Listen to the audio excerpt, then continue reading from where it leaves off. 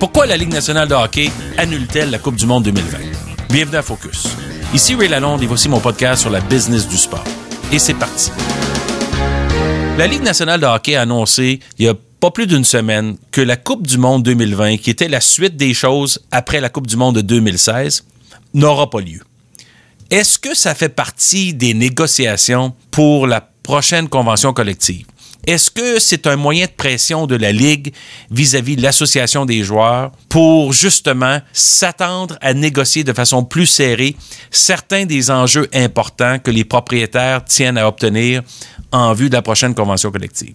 Tout ça pour dire que c'est pas de bon augure quand on n'arrive pas à envoyer les joueurs de la Ligue nationale de hockey, les meilleurs au monde, participer aux Jeux olympiques de 2018 à Pyeongchang, puis que l'événement suivant devait être la Coupe du monde 2020, puis on n'arrive pas encore une fois à s'entendre. Même si les raisons sont parfois différentes, on sait qu'à Pyeongchang, il y a des défis importants avec la Fédération internationale de hockey sur glace, le Comité international olympique et les concessions qui sont nécessaires entre eux et la Ligue nationale de hockey au niveau commercial. On sait très bien que c'est loin d'être finalisé. Ils ont raté une chance d'aller dans le sud de la Corée, en Corée du Sud, et en Asie surtout, et en préparation de 2022 où ça aura lieu à Pékin. Alors, on n'est pas sûr encore si on va participer à Pékin en 2022. Ce qu'on sait maintenant, c'est qu'on n'est pas allé à Pyeongchang, on a raté l'occasion de poursuivre la globalisation de la Ligue nationale. Et là, on n'ira pas en Coupe du monde 2020, qui était une autre façon de mettre les meilleurs joueurs de tous ces pays-là différents l'un contre l'autre, dans un spectacle diffusé mondialement, qui aurait pu se faire en début de saison, à la mi-saison, à la fin de la saison, mais peu importe. Et je pense encore une fois que les joueurs sont un peu déçus de ça. Il y a des enjeux, c'est clair. On veut continuer à poursuivre la croissance du hockey dans le monde entier. On a besoin de mettre les meilleurs joueurs sur la glace.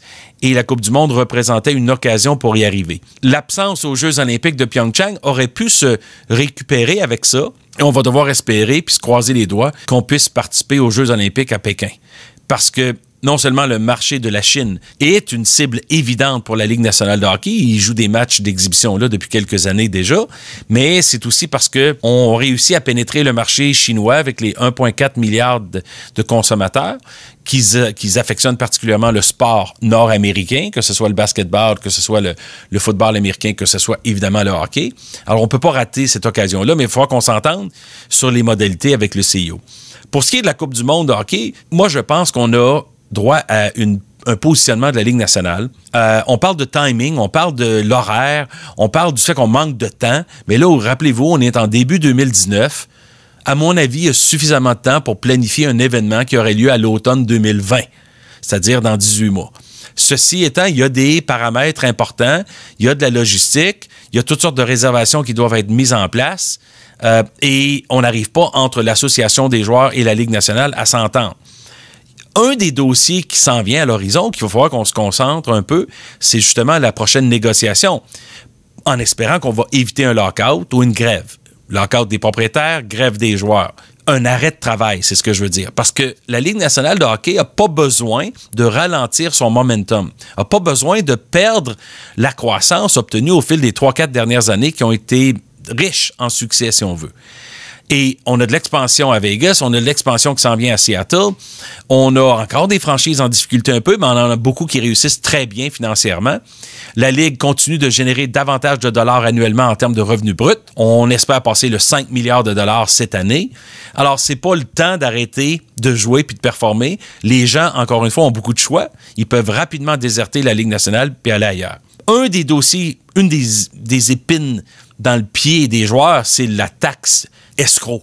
La retenue qu'on prend sur les salaires des joueurs pour être sûr que la Ligue, à la fin de la saison, et les propriétaires, en termes de revenus hockey, atteignent le seuil qui est nécessaire pour redonner cet argent-là aux joueurs. Ça, c'est un problème pour les joueurs. Je pense qu'ils voudraient faire disparaître cet élément-là de la prochaine négociation, de la prochaine convention.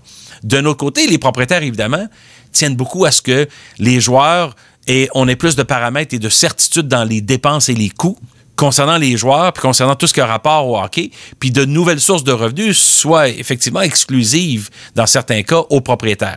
Alors, il y a de la négociation. Les Jeux olympiques en font partie de cette négociation-là, probablement que la Coupe du monde aussi. Mais c'est un peu dommage d'entendre comme consommateur de sport, 1 an et demi, là, d'avance que la Coupe du monde n'aura pas lieu, parce que je pense que ça avait été un événement qui avait été bien reçu. Pas nécessairement un grand succès commercial, mais quelque chose sur lequel on peut travailler. Parce que la dernière fois qu'il y en avait eu une avant ça, c'était en 2004. Montréal en faisait partie des villes hôtesses. On avait participé à l'organisation à l'intérieur du club et ça avait été relativement fort comme réception. Et je pense qu'on perd un peu de momentum à chaque fois qu'on sacrifie des événements comme ça puis qu'on coupe un peu la cédule. Les gens ne savent pas trop à quoi s'attendre. On a besoin de régularité, on a besoin d'un rendez-vous. Ça, c'est vraiment important quand on parle de la globalisation de la Ligue nationale de hockey. Merci d'avoir été à l'écoute de Focus. Suivez-moi sur Twitter, @RealRayLalonde. Partagez le podcast sur SoundCloud ou YouTube. À très bientôt. Merci.